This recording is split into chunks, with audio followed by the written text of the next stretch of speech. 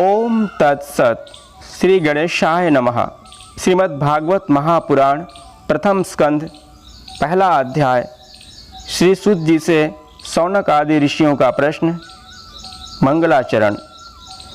जिससे इस जगत की सृष्टि, स्थिति और प्रलय होते हैं, क्योंकि वह सभी सद्रूप पदार्थों में अनुगत है और असत पदार्थों से पृथक है, जड़ नहीं चेतन है, परतंत्र नहीं स्वयं प्रकाश है, जो ब्रह्मा अथवा हिरण्यगर्भ नहीं, प्रत्युत उन्हें अपने संकल्प से ही जिसने उस वेद ज्ञान का दान दिया है, जिसके संबंध में बड़े बड़े विद्वान भी मोहित हो जाते हैं।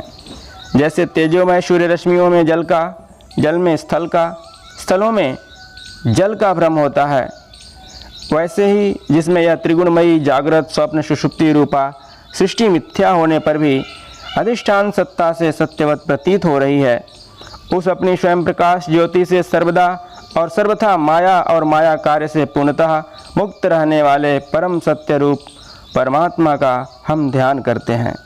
महामुनि व्यासदेव के द्वारा निर्मित इस श्रीमद् भागवत महापुराण में मोक्ष पर्यंत फल की कामना से रहित परम धर्म का निरूपण हुआ है।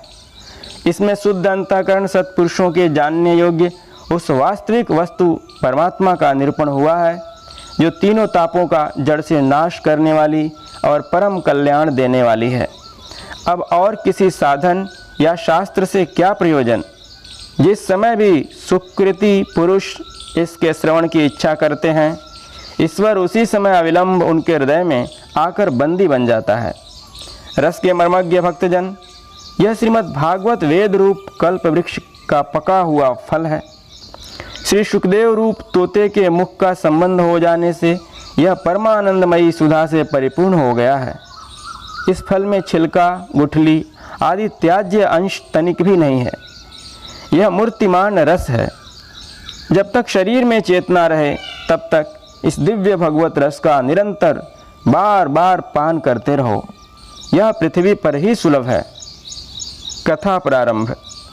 एक बार भगवान विष्णु एवं देवताओं के परम पुण्यमय क्षेत्र नैमिषारण्य में शौनक आदि ऋषियों ने भगवत प्राप्ति की इच्छा से सहस्त्र वर्षों में पूरे होने वाले एक महान यज्ञ का अनुष्ठान किया।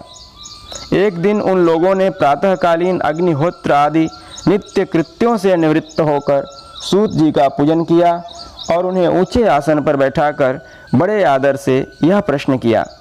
ऋषियों ने कहा, सूत जी, आप निष्पाप हैं। आपने समस्त इतिहास, पुराण और धर्मशास्त्रों का विधि पूर्वक अध्ययन किया है तथा उनकी भली भांति व्याख्या भी की है। वेदवेत्ताओं में श्रेष्ठ भगवान वादरायण ने एवं भगवान के सगुण निर्गुण रूप को जानने वाले दूसरे मुनियों ने जो कुछ जाना है, उन्हें जिन विषयों का ज्ञान है, वह सब आप वास्तविक रूप में जानते हैं। आपका हृदय बड़ा ही सरल और शुद्ध है। इसी से आप उनकी कृपा और अनुग्रह के पात्र हुए हैं। गुरुजन अपने प्रेमी शिष्य को गुप्त से गुप्त बात भी बता दिया करते हैं।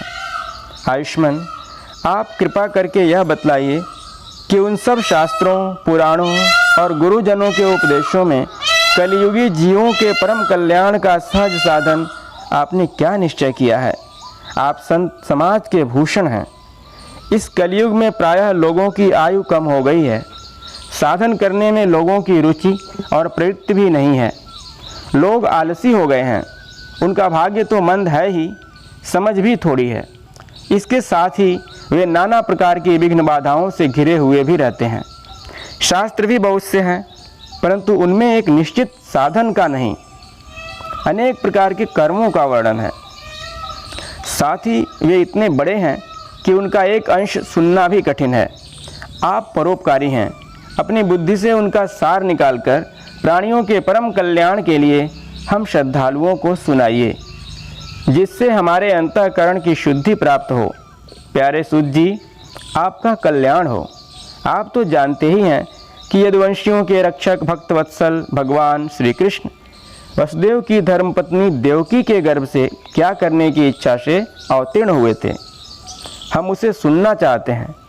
आप कृपा करके हमारे लिए उसका वर्णन कीजिए, क्योंकि भगवान का अवतार जीवों के परम कल्याण और उनकी भगवत प्रेममयी समृद्धि के लिए ही होता है। यह जीव जन्म मृत्यु के घोर चक्र में पड़ा हुआ है। इस स्थिति में भी यदि वह कभी भगवान के मंगलमय नाम का उच्चारण कर ले तो उसी क्षण उसे मुक्त हो जाए, क्योंकि स्वयं भय भी भगवान से डरता रहता है। सूत जी, परम विरक्त और परम शांत मुनिजन भगवान के श्री चरणों की शरण में ही रहते हैं। अतएव उनके स्पर्श मात्र से संसार के जीव तुरंत पवित्र हो जाते हैं।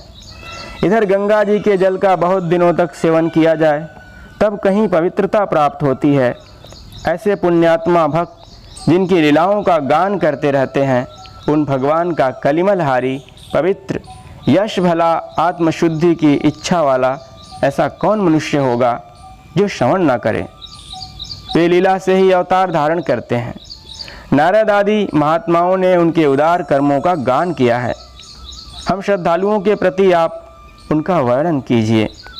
बुद्धिमान सूत जी, सर्वसमर्थ प्रभु अपनी योग माया से स्वच्छंद लीला करते हैं। आप उन श्री हरि की मंगलमयी अवतार कथाओं का अववर्णन कीजिए। पुण्य कीर्ति भगवान की लीला सुनने से हमें कभी भी तृप्ति नहीं हो सकती, क्योंकि रसज्ञ श्रोताओं को पद पद पर भगवान की लीलाओं में नए नए रस का अनुभव होता है। भगवान श्री कृष्ण अपने को छिपाए हुए थे, लोगों के सामने ऐसी चेष्टा करते थे मानो कोई मनुष्य हो, परंतु उन्होंने बलराम जी के साथ ऐसी लीलाएं भी की हैं, ऐसा पराक्रम भी प्रकट किया है जो मनुष्य नहीं कर सकते। कलयुग को आया जानकर इस वैष्णव क्षेत्र में हम दीर्घकालीन सत्र का संकल्प करके बैठे हैं। श्री हरि की कथा सुनने के लिए हमें अवकाश प्राप्त है। यह कलयुग अंतःकरण की पवित्रता और शक्ति का नाश करने वाला है। इससे पार पाना कठिन है। जैसे समुद्र से पार जाने वालों को कर्णधार मिल जाए, उसी प्रकार इससे पार पाने की इच्छा रखने वाले हम लोगों से ब्रह्मा ने आपको मिलाया है। धर्मरक्षक ब्राह्मण भक्त योगेश्वर भगवान श्री कृष्ण अपने धाम में पधार जाने पर धर्म ने अब किसकी शरण ली है, यह बताइए।